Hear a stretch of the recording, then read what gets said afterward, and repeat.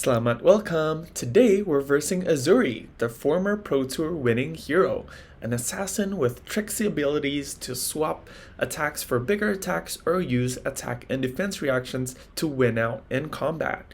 Today we're playing our usual Aurora build. We're setting it full face and see whether we can beat Uzuri down before they disrupt us enough that we can't send any damage back. Without further ado, let's go straight to the gameplay. Hello. Today we're fighting Uzuri, and versus Uzuri, how you want to board is we want Crown because they're on Leave No Witness and CNC.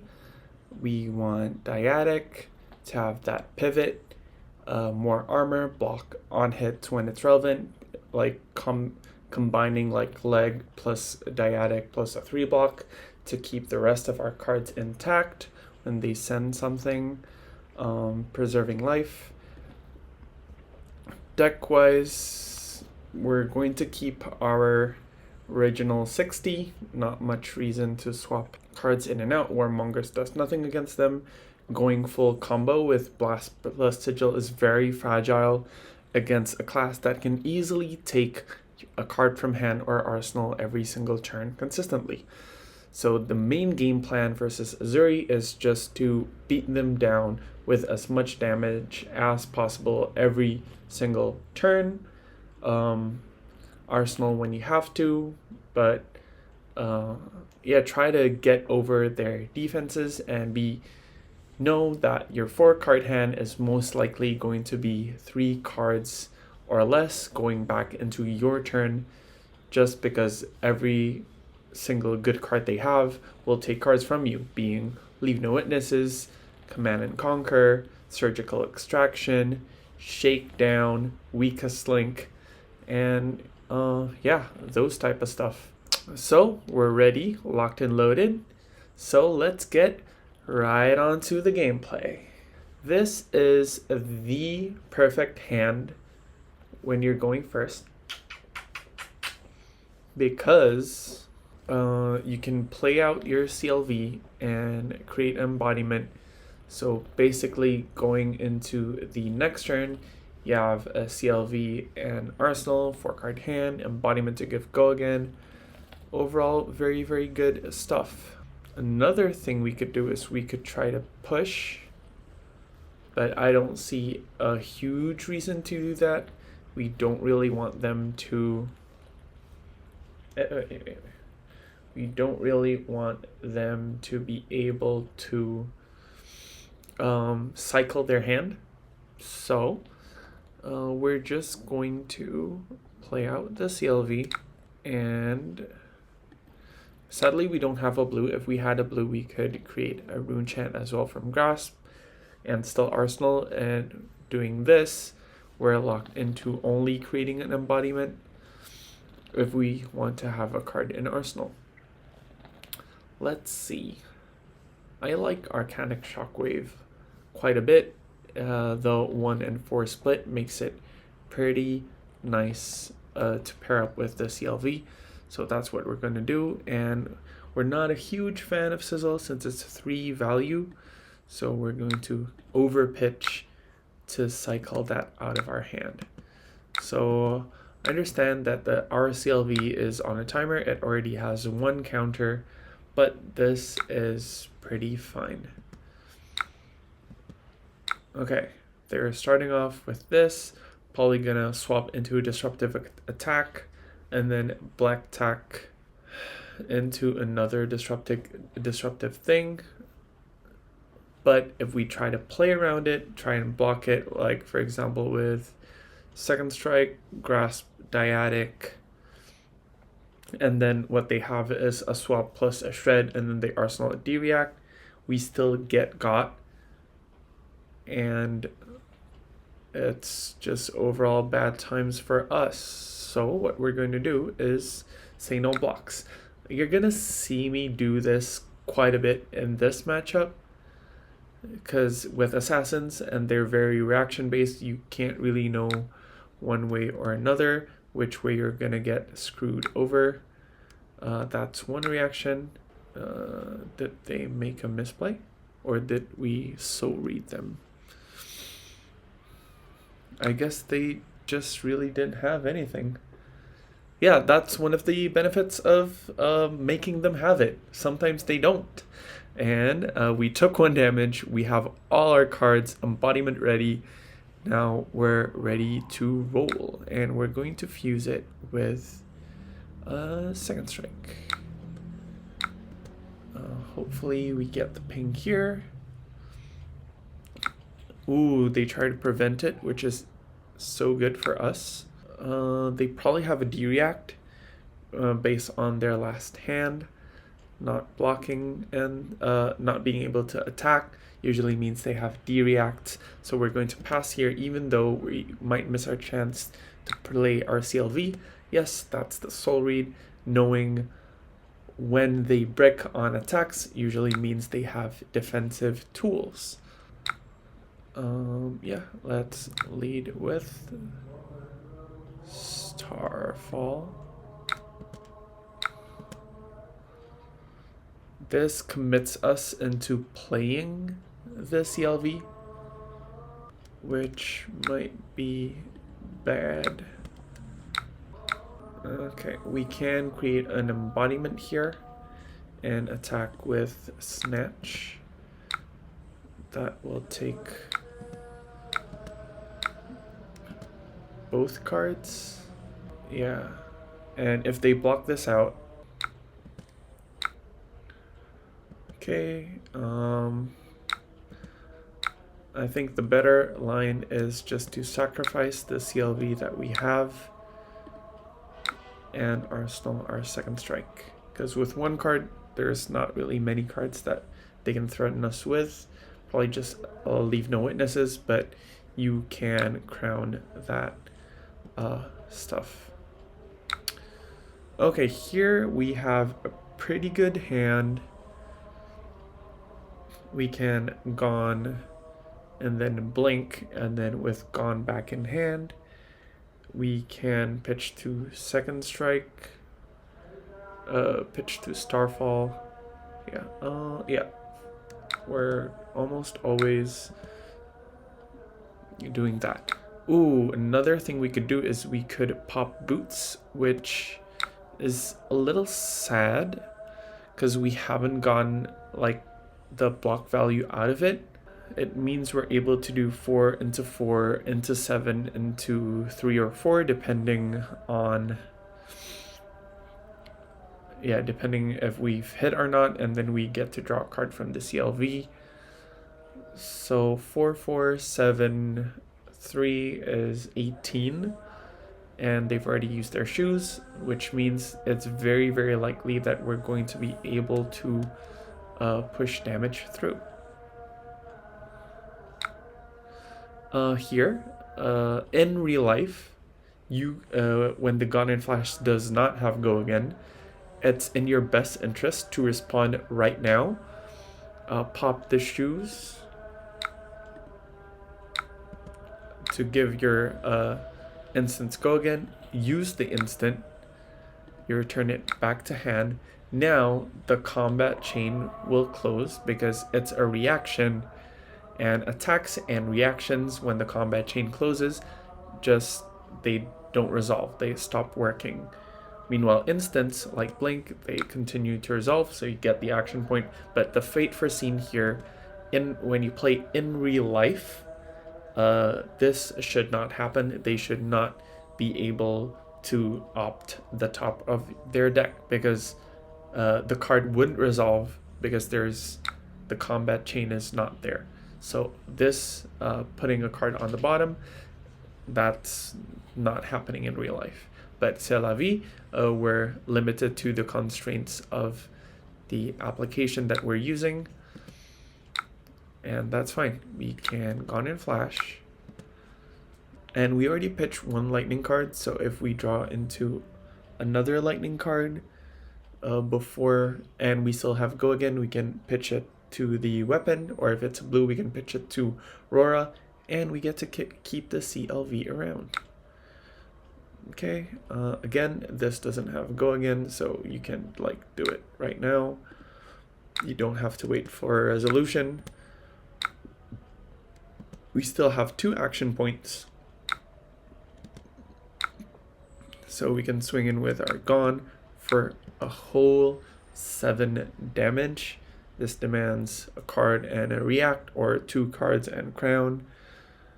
And I don't think they're going to give us Tunic this early. And even when they do, we still get to attack for 3 after this. So I think it's in the Uzuri's interest just to like block a little bit and let it hit. Huh. Oh yeah, they can crown their arsenal away, so they have a card to block. So they can fully block out. Since we haven't dealt damage, our second strike is only for 3, which they can block out, which is sad news bears for us. We already lost 2 CLVs and they're still at 40. But the good news is they already used basically all their armor other than Tunic. This hand is pretty interesting. We can do a full offense, or we can do a lot of setup, but since we have a blue, we can do setup either way. So what we're going to do is just Arc Lightning. Oh yeah, into Arcanic, fusing it with the current funnel. We can arsenal our Entwine Lightning here, but we want to extract more value from the Arc Lightning pings, so we're going to do that. This has go again, so it's coming in for 4 and 1. Yeah, with 2 CLVs out of the way, we really need to find ways to extract as much value as possible. Okay, we're bonking in for 1. And whenever you have a blue, usually this is the play that you want to do, is Starfall into creating an embodiment for your next turn. So your next turn, you're well prepped no matter the hand. You have the go again to start off at least your first attack, and if you have a lightning card as your first attack, you can pitch the other card even if the other 3 doesn't have go again. So you played 1 lightning, you have 3 left, you pitched 1 lightning to Starfall. It doesn't have to be like 1 lightning. You pitch any of these 3 into Starfall, and then you attack with the other attack, and then you arsenal the last card. So having an embodiment is quite important to keep up pressure. Yep, being off of arsenals means that we're not afraid of Leaf No Witnesses. It's probably going to generate silver since we're on like 42 reds. Ooh, Drawing Snatch is nasty. Okay, having press is great when you have burn up because it helps you push through that damage. And we're going to Entwine first before we weapon swing because we want to fuse it with the Electrify, not giving them the information about the Lightning Press. The Lightning Press does get stuffed by a D-React if they like block with a 3 block here and then respond with a D-React, but okay, if they're not blocking, we don't really need to use the press. They might react here. Okay, cool, they're just taking 8, which is great news for us. And since we still have Crown, we really don't mind arsenaling. Having 5 card hands is how you push through Uzuri's blocks, defenses, and reactions.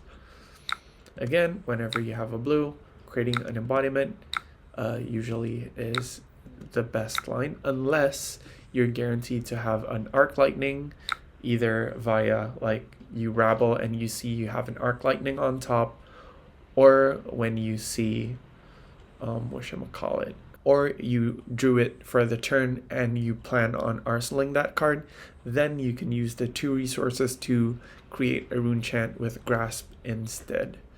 Okay, they're attacking with Prog, which is bad. Yeah, we only have 1 attack in hand, but this hand is still kind of functional. Even without it, we can like sizzle, pitch, discharge into Starfall for 8. It's a 3-card 8, but it doesn't consume our embodiment. But usually against Prognosis, I like blocking with an equipment, because what Prognosis can do is, if you don't respect it at all, they can just crack shoes. You get the on hit from Prognosis, and then they continue with their other stuff, especially with 2 cards. If they Prognosis and only have 1 card in hand, they might also do that, but not crack shoes. Just take the value from the Prognosis and then arsenal whatever's left. But usually when they're on 2 cards, they just do the Uzuri swap. So I know it's very likely that they're just gonna like swap here, and then we're still gonna get got either by a CNC, shakedown, surgical, or whatever. But that's better than being like double dipped or double screwed by them cracking shoes on their Prognosis and then like swinging with Spider's Bite into Codex, leave no witnesses. So yeah, that's what we're gonna do. Yep, just a Nick is also a card that they could have. And Shred. Ooh, that wrecks our Dyadic. Hopefully blue. Nice. This means they can't, because depending on how you stack just a Nick and Persuasive Prognosis, the text of when this hits a hero, banish the top card and then look at their hand, banish a card with the same color. Because our hand is all red, whenever they banish a blue or yellow, it can just whiff completely. And if they whiff completely, oh man, we're pushing damage this turn. Yep, we're just using all the buffs, guaranteeing the Static Shock to hit. Boom, 13 with Go Again. They can try to value block, but they're taking 8 plus 1, so 9 total. We're still keeping our Lightning Press in Arsenal. Oh yeah, last turn we should have blocked with Grasp instead of Dyadic, because it wouldn't like die immediately. Okay, leave no witnesses. Let's see. They have not sent a single Codex. This is their 3rd leave no witnesses. The worst case scenario is we block this with Crown and then they Codex us. Whispers and then Codex. But it's a risk I'm willing to take. We resolve it. We save our arsenal. E-Strikes is very good whenever you're facing disruption, because it's Go Again when you need it. It's a 2-card 7 when you need it, and they did not black tack into Codex, so we get to keep a 5-card hand against them. Neat thing is, this card is a starter. It counts as a lightning card that you play for the turn. So your Starfall has Go Again. We can try and be like kind of greedy since we have the life lead right now, and not set up for next turn and just extract maximum value from our E-Strikes by creating an embodiment, choosing draw a card, and then bottoming whatever we drew off of the first E-Strike to the second one to send a +2. So we're going to be attacking for 8 into 7, which is exactly 15. which might be worth it, because you want to turn up the heat, and when they're on many cards, they're going to disrupt us. We're going to lose at least one card from hand, and when you don't have many cards, not having go again won't be that big of an issue. Okay, so that's what we're going to do.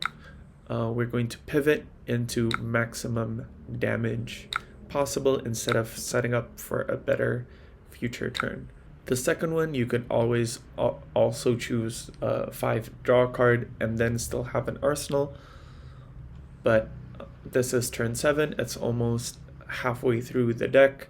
They have yet to see a codex. I mean, that might be a good reason to have an arsenal, so the codex doesn't force us to discard a card. But when they're super low on life and they want to keep like 3 arsenal and 2 cards at least, and this is assuming assuming 2 block and 3 block here, means they're going to leak quite a bit. Yeah, leaving them at sub 6 life if they don't choose to block this. And if they do block, you get your turn back.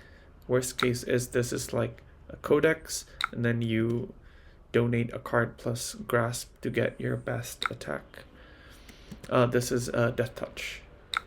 Yeah, 1 resource plus arsenal is always death touch. Our hand is pretty decent. It's very hard for them to commit a card to just stop 1 arcane damage, which means our second strike is almost always live. So we burn up into Rabble, into second strike, into flittering charge, and with them at no armor, that should be very scary to deal with. We don't want to use armor if we're not blocking it in full. Them using black tech is actually very smart because they already have their prerequisite number of silvers. They can buy it back on their next turn. But for this turn, while we're pushing the pedal to the metal, they won't have the black tech to save them. They only have tunic. So that's what we're going to do. We're going to choose both.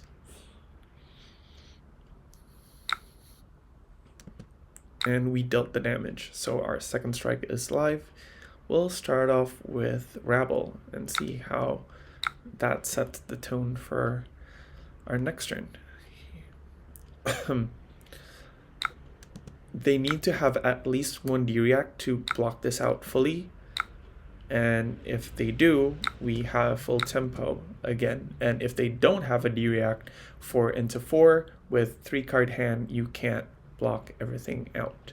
And if they can't block everything out, the 4 extra damage from burn up will connect.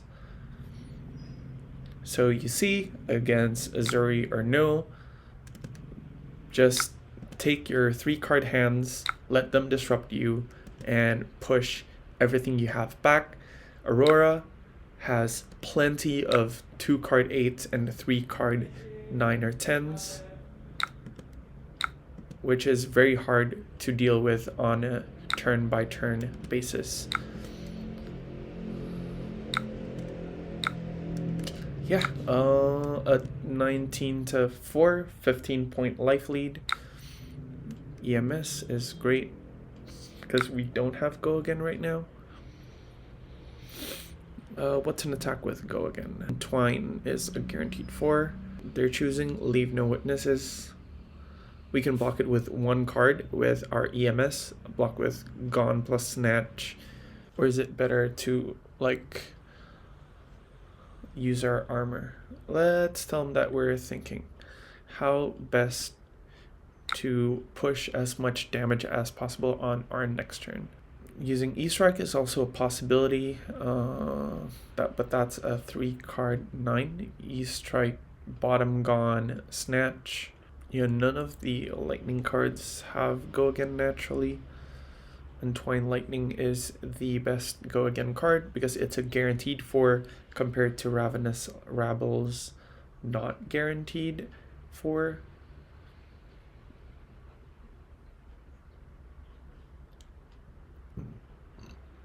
Another card we can take is Flittering Charge. If we don't use the EMS on defense, we can flitter, somersault. Nah, I think it's better just to send like a 2-card 8 and then Arsenal. So we're going to choose the Entwine Lightning. Going to discard 1 Giaf. And for the Leave No Witnesses, we're going to block with both. And then EMS, which is so good. It's not only good on offense, recycling a very powerful 4-power attack, but also good on defense, being able to block for 4 or more as a pseudo defense reaction when you have enough attacks in hand. Yep, this is the halfway point. They're bound to see their codices now.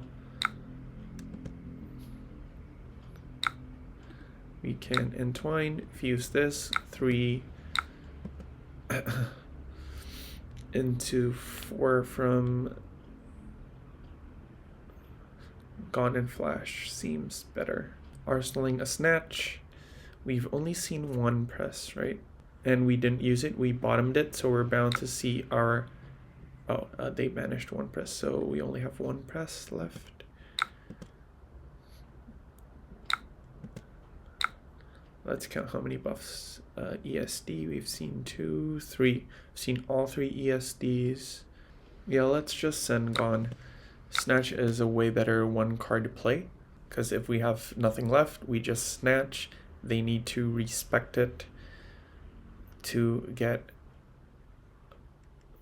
Oh yeah, they're just conserving life here, so that's good for us. Arsenal this. This is amazing. This is what we want in life. Whew. Okay, let's think. I think we take whatever this is. If it's a thing that messes up with the hand, we can play out our CLV. Yeah, we're going to play out our CLV.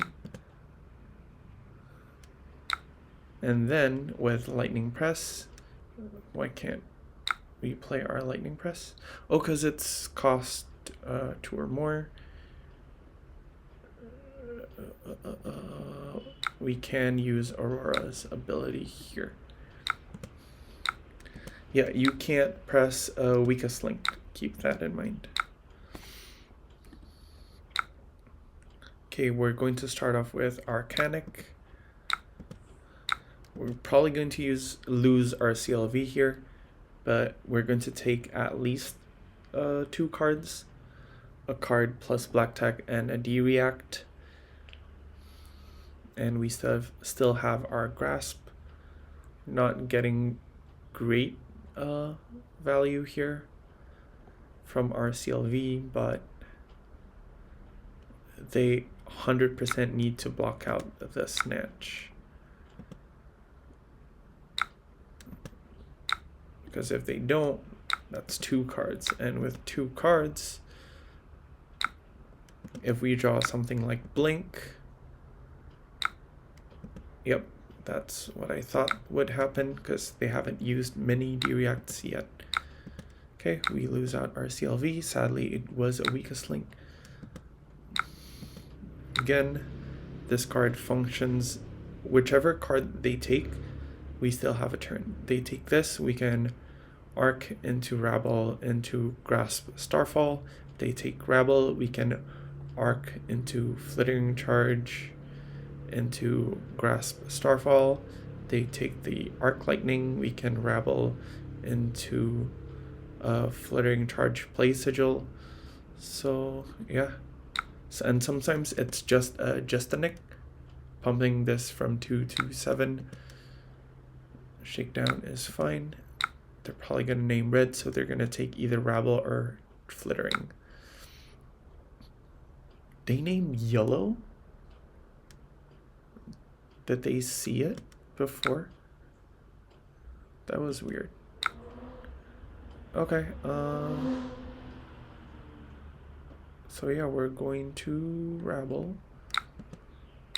Keep sending 2 card 8s. They're eventually gonna run out of D-reacts. They've used 1, 2, 3 so far, so that's half their D-reacts. And we still have grasp for when we want to keep a good hand. And we can tuck the Sigil of Lightning in our arsenal first. We don't need to play it out immediately, so they think they might get value from their arsenal disruption while we just play it out. This is Aurora Strength. If you just keep attacking for 4 and they're blocking for 3, they're gonna keep leaking damage. Okay, they're blocking for 3 and we're going to pass. They're only at 2 life left. We're going to arsenal this Sigil of Lightning.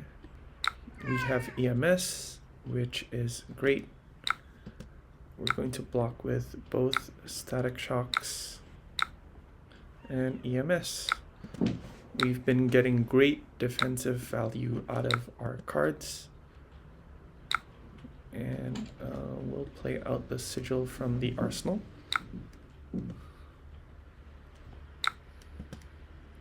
To give our Static Shock go again.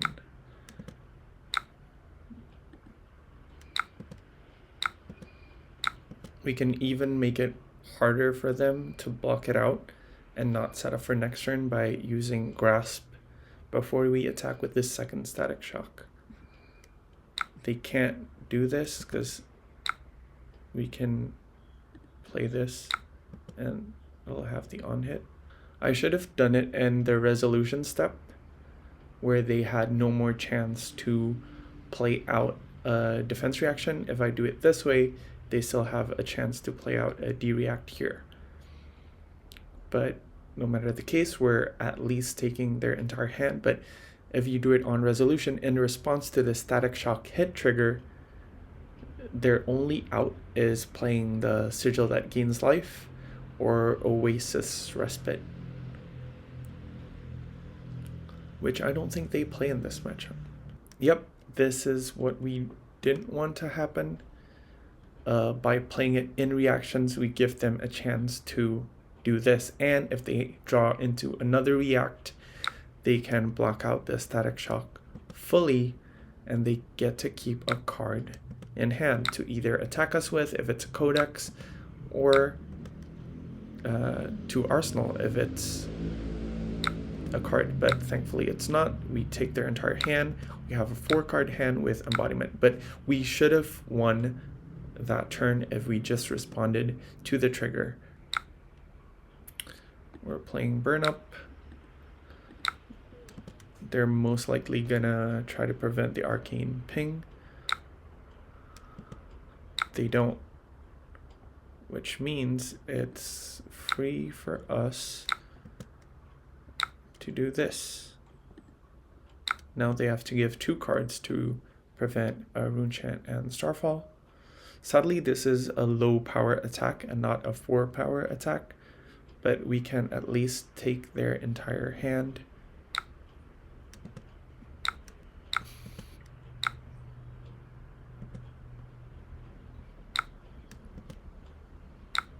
Hopefully we don't lose out from this position. Another thing we could do if we're not afraid of Codex is we just take it and then arsenal it or create an embodiment. Let's count how many go again attacks that we've used.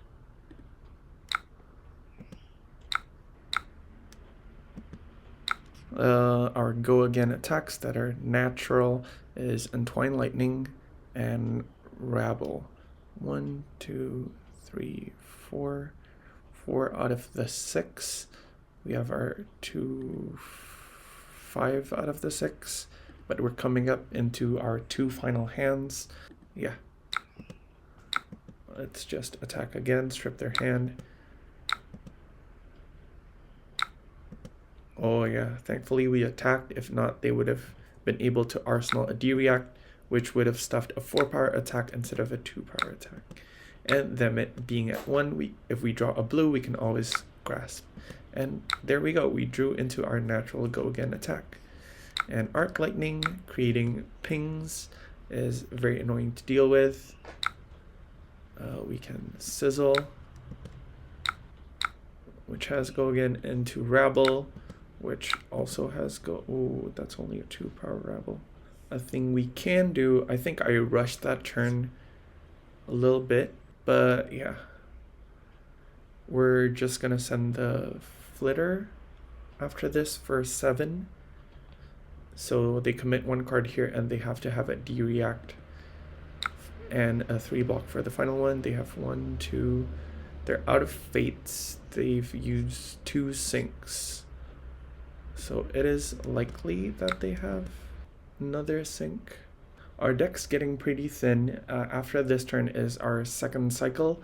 Since we drew a couple of cards, our second cycle starts a little bit sooner. It's not on turn 16, it'll be on turn 13 or 14. They used their sink below here, which means our 7-power attack, I think, is guaranteed to connect.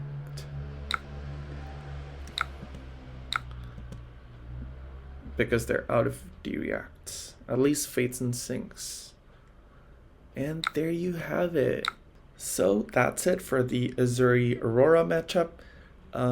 Just how you win it is keep taking the on hits mindfully, using your armor when you can. Save it for when you know this 5-card hand or 4-card hand is really good. Use your crown sparingly. Don't just use it willy-nilly on an okay hand. Sometimes it's better to lose an arsenal when your hand's not very good to push damage, and use it later when the arsenal disruption really matters and you really want to keep a large hand that works great at pushing damage. For example, a great hand that wants tons of cards is the 3 power cards that you have. It's CLV. Because more cards that you have, it's easier for you to push through damage and get that card draw. Arc lightning as well. The more cards that you have, you can get more go-agains, hence you get more arcane pings. And lastly is burn up, in a similar vein to CLV. With more cards, it's easier for you to get an attack, either weapon or card, to hit and get that 4 extra value from burn up. So just be mindful. You're going to lose a ton of cards to their on hits, such as shakedowns, surgicals, and whatnot. It's okay. You have a ton of 2-card 8s. For example, rabble into any 4 attack is a 2-card 8. Entwine with any 4 power. Lightning card is a 2-card 8. When you have embodiment, basically any 2 attacks is a 2-card 8. And you have embodiment, Garnet Flash, and ESD for a 2-card 11. And it's not very easy for them to take 1 card out of your hand and make your turn not work. Sometimes it does happen if you have like multiple instants and they attack with weakest link, but that's when you commit your armor, or if the instants in your hand are like CLV and sigils, you can just play them out in response. Yeah, overall, pretty tight match. I think they drew a little bit poorly. They didn't see any codex until turn 8. Some hands were kind of bricky. They didn't disrupt us, and we didn't respect the damage. We made them have it, and sometimes they didn't have it. For example, the very first turn, they threatened a swap, and they didn't have anything. We only took 1 damage, and then we can send back with a full 5-card hand. Taking risks is how you win games, but remember to calculate those risks. That's it for today's video. Don't forget to like and subscribe. Don't forget to like and subscribe. That is the best free way you can support me creating flesh and blood content straight to your YouTube video feed. I've been Mas Bulemayan, and as always, sampai goodbye.